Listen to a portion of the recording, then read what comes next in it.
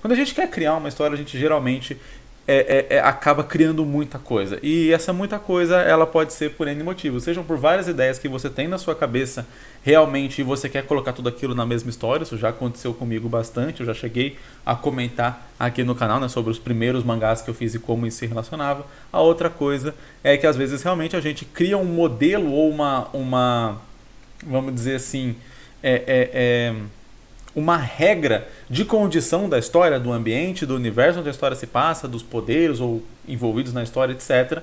E a gente sente às vezes a necessidade de explicar isso de uma forma mais abrangente, porque muitas vezes a gente quer expor tudo aquilo que a gente criou. O que eu quero deixar claro até para as pessoas que vão enviar novas sinopses aqui para mim é que dentro de um texto curto, dentro de um resumo, você vai colocar só os detalhes que o leitor prévio precisa saber para poder entender a história que vai se desenvolver e possivelmente criar um interesse em ler aquela história. Até porque a ideia é que ele descubra mais aprofundadamente esses detalhes lendo a própria história e não lendo a sinopse. A ideia da sinopse é criar, é chamar a atenção e, claro, dar a entender. É claro que aqui eu analiso sinopses, ideias, né, de um modo geral, mas quando você for enviar, tenha em mente isso, né? A gente precisa entender um pouco do contexto do mundo, mas não detalhadamente. Se aquele detalhe ele não é crucial para a compreensão da história, então você não precisa expor ele num texto curto, até porque a ideia do texto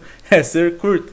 E outro detalhe é que se você não consegue separar em aspectos de isso aqui é crucial, né? Vamos dizer assim, um aspecto técnico crucial do universo, quem é o personagem, qual o objetivo desse personagem e o que a gente vai acompanhar na história de uma maneira clara. Se você não consegue definir isso de uma maneira clara, eu até sugiro que você leia as anotações que você fez, leia a história, repense a sua história e veja se isso está claro para você. Porque se você não está conseguindo deixar isso claro para um leitor ou não está conseguindo resumir isso de uma maneira... Eu entendo que várias histórias têm reviravolta, subtrama, subtexto, etc. Tem várias coisas, mas isso são coisas adicionadas dentro da própria trama em si. E não quando você vai explicar uma história. Faz o exercício aí, pessoal. Tenta explicar algum anime, algum mangá que você gosta, algum filme, série, livro que você gosta, em poucas palavras e dizer o que é a história, quem é o personagem, o que você está acompanhando. Repara como você às vezes tem uma certa facilidade em fazer isso com uma história que você gosta, mas se você está tendo essa dificuldade em fazer com a sua própria história,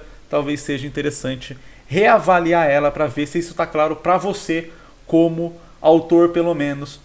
E aí como que você consegue explicar isso para um possível leitor. Por que que isso é importante? Porque se você não tem essa clareza de explicar de forma, novamente, clara, para um terceiro, para outra pessoa, sobre o que é a sua história, talvez você não consiga fazer isso dentro da história em si, envolvendo todos os aspectos técnicos, né? De narrativa, de desenho, de mensagem, etc. Todas as partes técnicas realmente de fazer um mangá, que é muito mais difícil do que bater um papo e contar a sua ideia para outra pessoa. Então, se você está tendo dificuldade já nessa etapa de contar a sua ideia para outra pessoa, sem todas as coisas que envolvem fazer um mangá, talvez você vai ter ainda mais dificuldade na hora de colocar isso no papel de fato.